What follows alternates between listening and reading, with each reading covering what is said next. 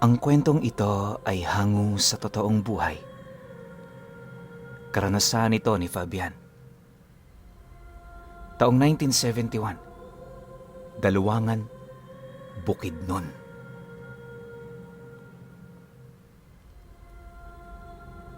Respeto sa mga namayapa. Yan ang palaging sinasambit sa akin ni Lolo Fabian noong nabubuhay pa siya. Malaya ang lolo kong yon. Lahat ng pwede niyang gawin sa buhay, nagagawa niya. Ipinanganak man siyang mahirap para sa mata ng karamihan, punong-puno naman ang karanasan ng buhay na kanyang nilasap sa mundong ibabaw. Mga kaganapang hindi lahat nabibigyan ng pagkakataon na maranasan.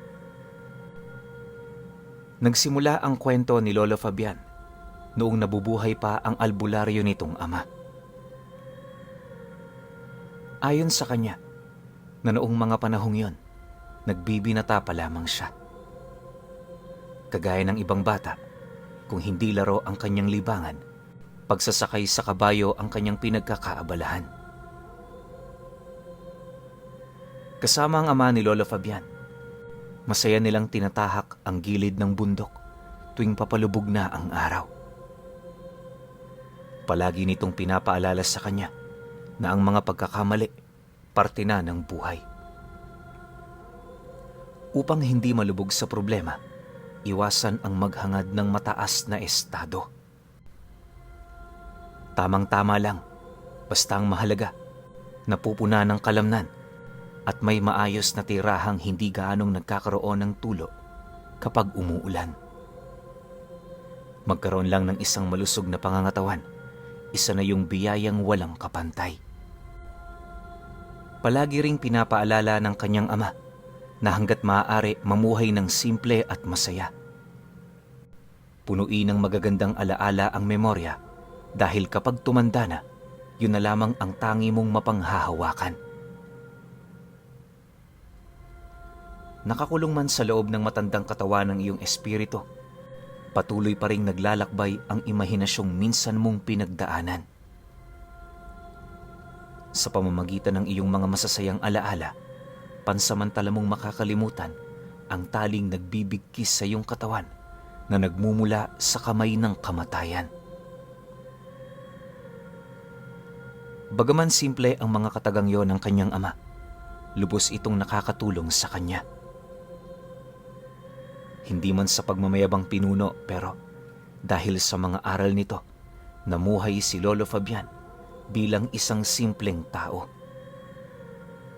Walang kahit na anong yabang sa katawan at ang tanging gusto, mamuhay ng masaya kagaya ng iba. Ayon pa sa kanya na, kaya ganoon ang pananaw ng kanyang ama sa buhay ay dahil sa nagtatangan nito ng iba't ibang uri ng karunungan. Karunungang kahit ang mga antingero at mga albularyo hindi kayang tumbasan.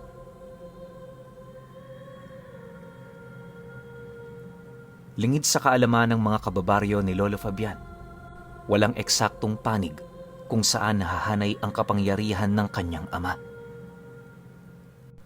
Kung saan ang mas kailangan sa sitwasyong kinakaharap niya, yon ang ginagamit niya.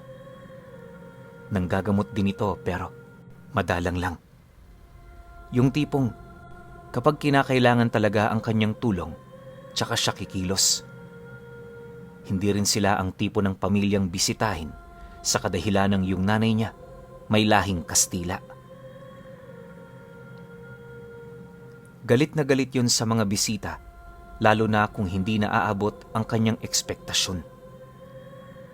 Napakaselan din ito sa gamit, kaya makakarinig ka talaga ng mga salita sa oras na hindi ka naging masinop sa bahay nito.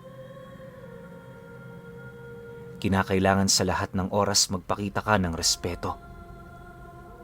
Ultimo ang hindi pag-iwan ng sandalyas sa labas, itinuturing nitong malaking insulto. Ani nga ni Lolo Fabian, marami ng pinalayas na bisita yung nanay niya dahil sa pagpasok lang ng sandalyas nito sa loob ng bahay nila. Hindi rin mahalaga sa kanya kung mga importanteng tao ang mga yon, basta ba'y sa loob ng kanyang pamamahay, siya ang masusunod. Hindi naman nakakatutol ang ama ni Lolo Fabian, gawa ng iba rin ang baluarte nito sa kanilang tahanan. Kung ang nanay niya trabahong panatilihing malinis ito, yung kanyang ama naman, responsibilidad na panatilihing matibay ang kanilang pamamahay upang hindi ito basta-bastang mapataob ng kahit na anong unos o bagyo. Bawat isa sa mga trabahong yon, hindi nagkakasalubong, kaya naiiwasan ang away sa loob ng kanilang tahanan. Nag-iisang anak lang din itong si Lolo Fabian, kaya tahimik talaga ang bahay nila. Malayo sa baryo, pinalilibutan ng mga puno ng nyog, at higit sa lahat, napaka-presko anumang oras at panahon. Komportableng-komportable talaga sila sa bahay na yon. Tipong wala na silang ibang hinahangad, kundi doon ay manatili hanggang pagtanda. Natatakot man si Lolo Fabian na makita ang kanyang mga magulang na nagkakaedad. Pasalamat naman niya ito sa Panginoon dahil sa nagkaroon sila ng napakahabang panahon para magsama.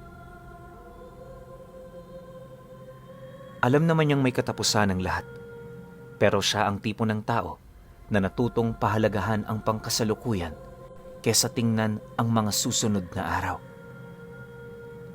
Ayon sa kanya, na kapag gano'n ang pananaw mo sa buhay, malalasap mo ang kaligayahang hinahanap-hanap ng iyong kaluluwa. Kaligayahang kahit anong trabaho ng iilan, hindi na nila maramdaman. Sa mga taong ito, patuloy pa rin ang pamumuhay nila sa lugar ng dalwangan. Kapag may gapasan sa kanilang baryo, kasama niya ang kanyang ama sa pagtatrabaho. Kapag wala naman, pinipili naman nilang manatili sa kanilang tahanan para magtanim ng iba't ibang halamang mapapakinabangan. Mani, tubo, munggo, at kung ano-ano pang uri ng gulay, makikita mo papalibot sa kanilang bahay. Sa totoo lang pinuno, hindi inaakala ni Lolo Fabian noon na may darating pang sigalot sa kanilang pamilya. Bukod kasi sa wala naman silang kaaway, hindi sila mahilig mangialam ng kung kani-kaninong buhay. Akala nga niya noon, tuloy-tuloy na ito hanggang pagtanda niya, pero nagkamali siya. Isang hapon, habang nag-aani ng mani si Lolo Fabian at ang kanyang ama, may dumating na grupo galing baryo. Di pa man nakakapasok ang mga ito sa kanilang tahanan, agad naman sila nitong inabisuhan ukol sa itatayong bahay pagamutan sa lugar na yon. Doon kasi itinuro ng mga kababaryo nila ang lokasyon ng lugar na gusto nilang pagtirikan ito na para bang nananadya talaga. Dahilan pa ng iilan dito, maganda ang simoy ng hangin sa lugar, perpektong paglagakan ng bahay na pagtitirhan pansamantala ng may mga karamdaman. Mariin din itong inilahad na hindi maaaring ilagay yon sa sentro ng baryo sa kadahilan ng may posibilidad na mahawa sila ng sakit. Paulit-ulit din itong binanggit sa kanila, wala silang karapatan manatili sa lugar na yon, gawa ng unang-una, wala naman silang papel na pinanghahawakan na magpapatunay na sa kanila talaga ang lupa. Nang marinig naman ito ng ama ni Lolo Fabian, bahagya naman itong tumigil sa pag-aani. Pagtayo naman ito at pagharap sa mga taong yon, seryoso naman yung sumagot dito ng, "Marami namang lugar na pwede niyong pagtirikan yan. Hindi sa tutol ako sa proyekto Ang ipinapakiusap ko lang, maraming bakanteng lote na wala namang katao-tao. Bakit dito niyo yan gustong ilagay? Nananag-aasa ba kayo? Wala kaming ginagawang masama sa inyo. At kung ipipilit ninyo, baka ngayon pa lang magkaroon na.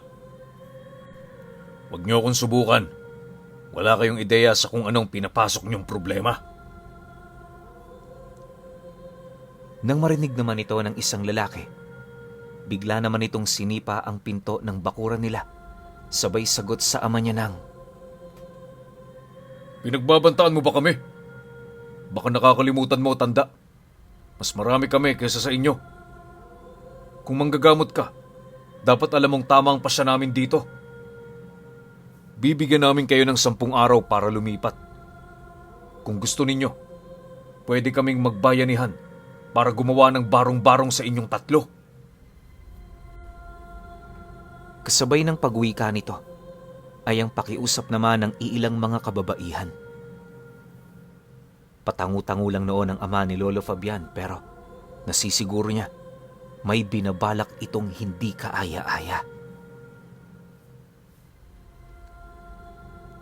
Matapos ang kanilang naging pag-uusap, umalis na nga ang mga panauhin. Lumabas na rin ang kanyang ina upang kausapin ang tatay niya. Habang nagtitipon-tipon silang 3, mariing inilahad ng ama ni Lolo Fabian ang pagtutol nito sa pagpapaalis sa kanila sa lugar na yon.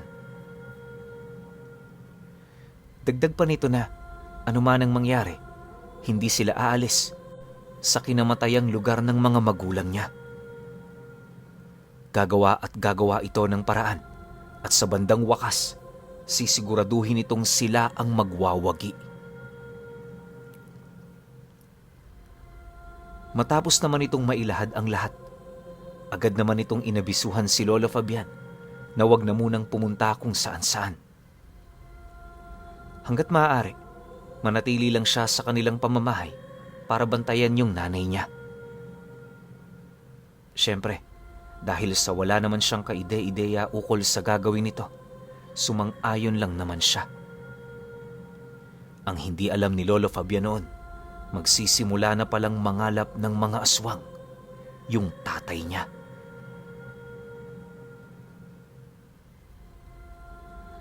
Sa pagsapit ng gabi noong mismong araw, gulat na gulat naman siya nang masipat niya ang kanyang ama na kinuha yung libretang matagal na nitong itinago sa ilalim ng bahay nila. Nakapaloob yon sa isang baul at sa loob ng baul na yon, may mga sungay na ayon sa tatay niya, sungay ng demonyong pinatay nito. Pagkakuha naman nito ng libreta, biglang sumimoy ang malakas na hangin.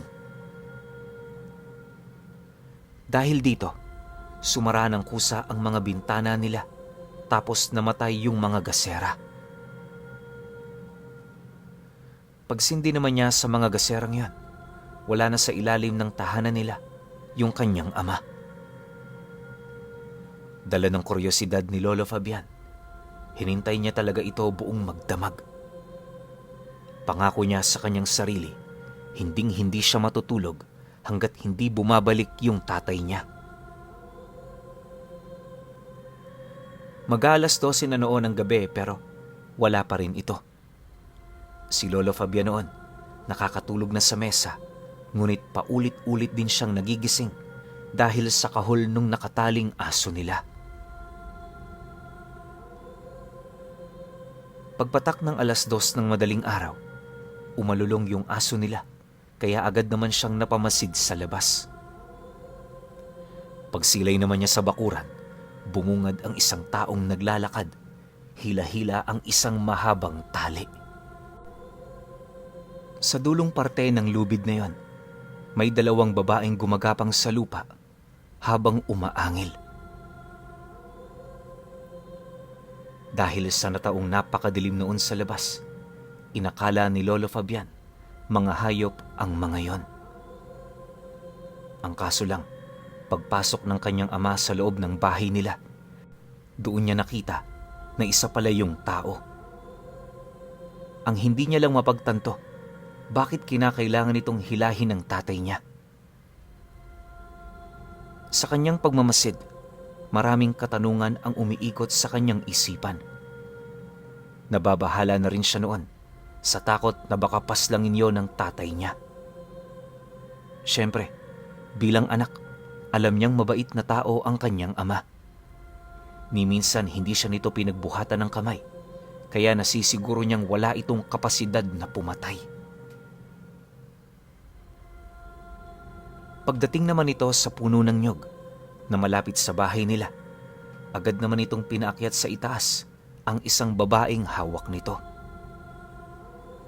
Ganon din ang ginawa nito sa isa pa nitong kasama hanggang sa nawala na lang yun bigla sa paningin niya. Pagpasok naman ng kanyang ama sa loob ng kanilang tahanan, unang bumungad kay Lolo Fabian ang mga namumula nitong mata. Pagtitigan naman nilang dalawa, may kinuha itong isang kulay itim na bato sa mismong dila nito. Matapos naman niya itong makuha, dahan-dahan namang bumalik sa normal ang kanyang mga mata. Dahil sa pangyayaring yon, hindi na nagdalawang isip na magtanong si Lolo Fabian ukol sa mga nangyari. Ang buong akala niya kasi, aswang lang ang may ganoong kakayahan. Hindi naman niya pinag-isipan ng ganoon ng tatay niya, gawa ng unang-una, albularyo ito. Kumakain din yun ng mga pagkaing kinakain nila at ni minsan hindi ito natakot sa simbolo ng Panginoon. Nang marinig naman ng kanyang ama ang lahat ng kanyang sinabi, napabuntong hininga lang naman ito habang inaabisuhan siyang maghintay sa sala ng kanilang bahay. Makalipas pa ang ilang minuto, muli silang nagkaharap kung saan doon na nga ito nagsimulang magkwento. Ayon sa kanyang ama, malabo yung maging aswang, pero yung batong inilagay nito sa dila, isang bertud ng gabunan. Kalimitan niya itong ginagamit tuwing may mga tao siyang dapat na parusahan. Alam niya kasing yon ang pinakamabisang paraan para magtanda ang mga ito. Pagtatapat pa nito sa kanya na walang sakripisyong kinakailangang tuparin sa paghiram ng ganoong abilidad. Para sa ibang may alam sa lihim na karunungan, masyado itong imposible, pero para sa ama ni Lolo Fabian, pangkaraniwan lang itong lihim. Dagdag pa nito na, ang mga taong pinaakyat niya sa mga puno ng nyog ang magsisilbing bantay nila. Hanggat hindi pa nalalagay sa alanganin ng kanilang sitwasyon, hinding-hindi niya pa ito pakikilusin. Pero kung sakali mang maubos na ang kanyang pasensya, nakahanda siyang pasalakayin ng mga ito sa bahay ng mga taong nagbibigay ng dagok sa buhay nila. Mariinding inilahad ng kanyang ama. Mabagsik siya sa mga taong purong inggit at kasamaan ang nasa utak. Ayaw na ayaw niya ng ganun. At kapag nakakatagpo siya ng mga katulad nito, isa lang ang ginagawa niya. Matapos naman niya itong mailahad kay Lolo Fabian, dahan-dahan naman siya nitong tinapik sa kanyang balikat habang nagwiwika yun ng, Ito ang realidad, Fabian. Minsan kinakailangan nating magkaroon ng pangil para tayo'y respetuhin at kilalanin sa lipunan. Hindi sa lahat ng oras mangingibabaw ang ating kabutihan. Walang saysayang ganyang pag-uugali sa mga taong sarado ang pag-iisip. Hindi ako sa nagiging mapusok laban sa aking mga kapwa. Ang sa akin lang, manatiling balanse ang lahat. Kasi isipin mo, kung hindi ako kikilos, sino ang may lakas ng loob na gawin ito? Kung nagagawa nila ang ganyang bagay sa atin, paano pa sa ibang mga tao na walang kayang maipagmalaki? Sila ang inililigtas ko para hindi na sila makagawa ng kasalanan sa ating Panginoon. Ayos lang sa akin na masunog ang kaluluwa ko sa impyerno, basta mabigyan kita ng magandang buhay. Tandaan mo yan, anak. Dagdag pa nito na, sa mga susunod na araw, kapag hindi niya magawang mapagbago ang isip ng mga panauhing yon, itutuloy niya ang kanyang plano. Ayon pa rito, lahat ng puno ng nyog na napapaikot sa kanilang lupain, may naninirahang mga aswang na sabay-sabay niyang hinuli noong mismong gabi. Yon ang kanyang gagamitin para paslangin ang mga taong nagpapalayas sa kanila sa lugar na yon. Mariin din itong inilahad na walang makakaalam sa kanyang plano, lalo pat gagawin niya ito habang masayang kainuman ang kanyang mga kaibigan sa baryo. Yon ang magsisilbi niyang mga testigo upang makatakas sa mga asuntong ipupukol sa kanya ng mga mahal nito sa buhay. Nang marinig naman ni Lolo Fabian ang lahat-lahat, wala naman siyang naging pagtutol.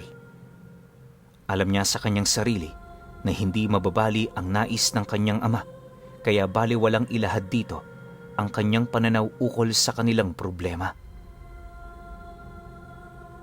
Dumaan pa ang mga araw, pansamantalang naging tahimik ang kinakaharap nilang si Galot. Habang sila'y masayang naninirahan doon, unti-unti namang umaapoy sa galit ang kanyang ama dahil sa mga nakikita nitong materyales na ibinababa sa liwasan ng lugar nila.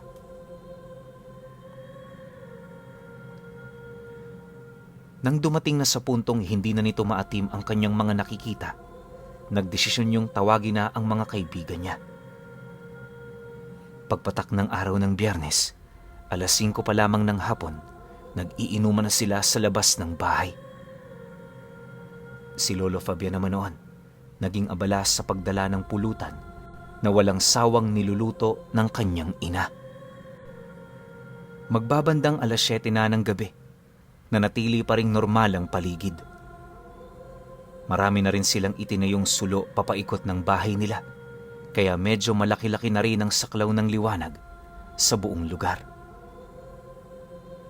Akala nga niya noon nakalimutan na ng tatay niya ang tungkol sa plano, gawa ng kung titingnan, lasing na ito. Subalit pagtungtong ng 8:00 ng gabi, laking gulat na lamang niya nang makarinig siya ng hindi mabilang na huni ng ibon sa buong paligid. Habang nag-iingay ang mga ito, malalaking pagaspas naman ng pakpak ang sunod nilang narinig. Dahil sa lasing na ang kainuman ng kanyang ama, hindi na nila ito napansin pa. Sa pagkawala ng ingay na yon, napatingin lang naman yung kanyang ama sa kanya habang nagwiwika ng, Fabian, pumasok ka na at gabi na. Hintayin mo na lang ako sa loob. Matatapos na rin kami rito. Sa kasagsaga ng pananalita nito, di naman niya maiwasang mapaisip, gawa ng kung titingnan, napaka-normal ng pananalita nito. Yung tipong kahit ilang bote na ng alak ang kanilang nainom, di pa rin yun sapat para tamaan ito ng kalasingan. Nang marinig naman ni Lolo Fabian ang sinabi ng kanyang ama, dali-dali naman siyang pumasok. Magbabandang 11:00 na ng gabi nang matapos ang inuman. Pagpasok nito sa loob, naghilamos lang ito at pag-upo nito sa sala, parang hindi talaga yun nalasing. Yung mga mata kasi nito napaka-normal, tapos yung kilos parang hindi nakainom. Akala nga noon ni Lolo Fabian, nandaya ang kanyang ama pero hindi naglaon. May ipinakita itong isang bote na naglalaman ng napakaitim na likido. Ayon sa tatay niya, habang nakikipag-inuman siya, nakasuksok yun sa kanyang bewang. Bawat lagok niya ng alak, ang garapong yon ang sumasala sa lahat ng lasong napapaloob dito. Kaya yung nangyayari, mismong tubig lang na halo nito at yung lansa ang natatanggap ng katawan niya. Gayunpaman, para maging makatotohanan ang lahat, pinili niyang makisabay sa mga kulitan ng kanyang kaibigan.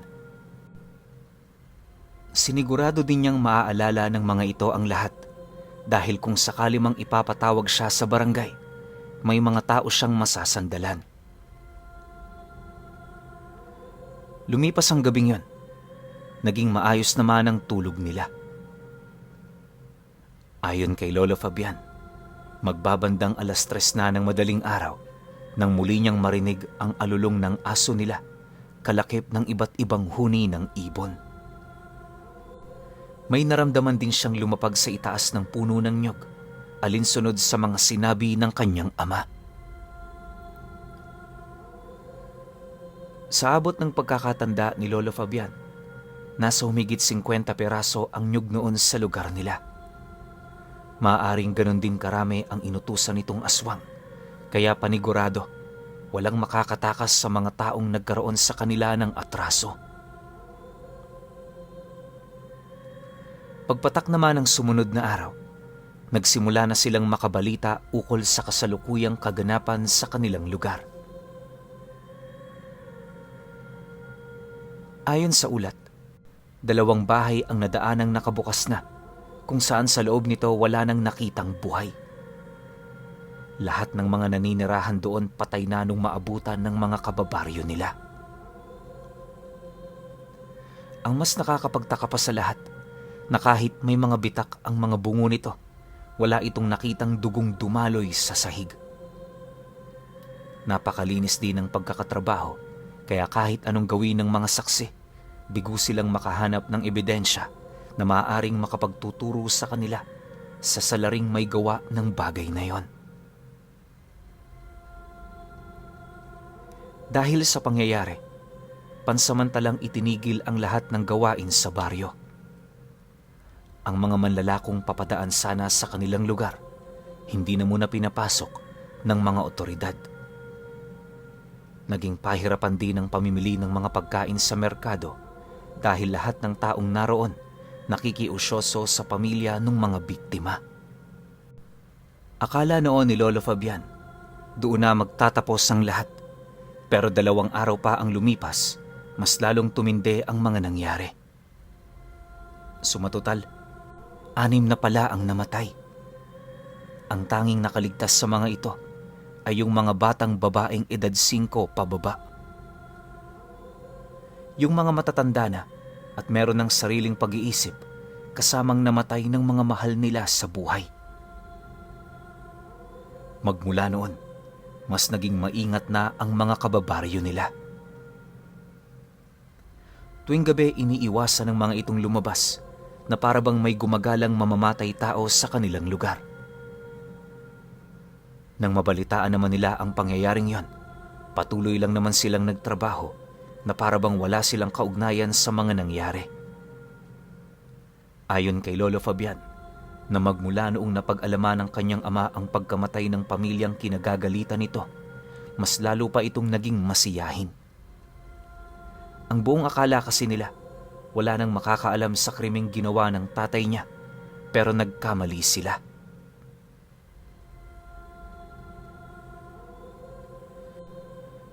Isang gabi, bigla namang nagising sila Lolo Fabian nang makarinig sila ng malalakas na pagbato sa dingding ng bahay nila.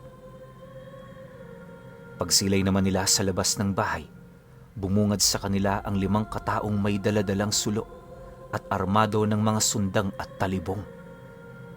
Paulit-ulit nitong isinisigaw ang pangalan ng kanyang ama na mamamatay ng tao at walang awa sa kapwa. Dahil sa eskandalong pinaggagawa ng mga ito, dali-dali naman yung kinaharap ng tatay niya. Bagaman wala itong dalang kahit na anong sandata, kampante nitong kinumpronta ang mga tao. Sa loob ng ilang minutong pakikipagsagutan nito sa mga paratang, nanatili pa ring matatag ang paniniwala ng mga taong yon. Hindi naglaon nang dumating sa puntong hindi na maatim ng kanyang ama ang mga ibinibintang nito. Unti-unti namang nagbago ang pamamaraan ng kanyang pakikitungo.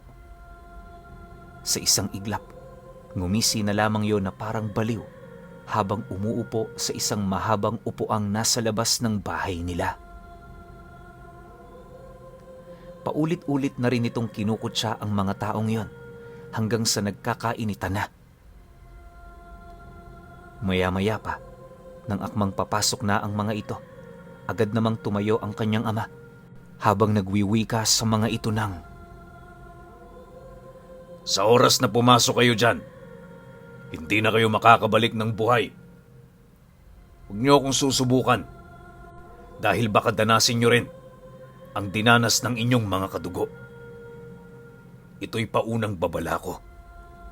Nakadepende kung susunod kayo.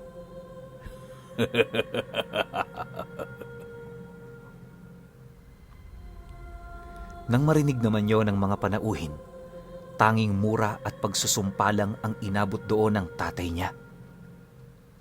Walang sabi-sabi, bigla naman itong sinira ang bakuran ng bahay nila na siyang naging sanhi upang magambala ang pananahimik ng kanyang ama. Pagpasok naman ito ng bertud ng gabunan sa kanyang bibig, walang habas naman niya itong pinagsasasaksak sa iba't ibang parte ng katawan nito. Sa loob ng ilang segundo, lahat ng mga panauhing yon gumagapang na sa lupa. Hirap na rin ito, kaya ang ginawa ng kanyang ama, pinadagit yon sa mga aswang na alaga niya. Magmula nun pinuno, isa ng kinakatakutang lugar ang Nyogan. Napilitan na rin sila doong umalis, alinsunod sa nais mangyari ng kanyang ina. Wala namang pagtutol doon ng tatay niya, gawa ng sa isip-isip nito, makakahanap pa sila ng lugar na magbabalik sa dating estado ng kanilang buhay. Pagtatapat pa ng kanyang ama, hindi mangyayari ang bagay na yon kung hindi makikitid ang utak ng taong nagpapaalis sa kanila. Sa huli, kasalanan din naman ng mga ito kung bakit niya yon napagbuhatan ng kamay. Lumipas pa ang mga taon. Kumalat ang balitang yon sa iba't ibang panig ng lugar nila.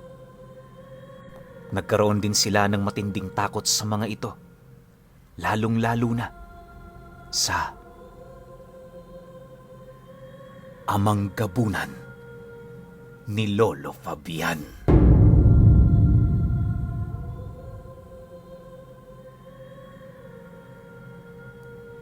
Okay.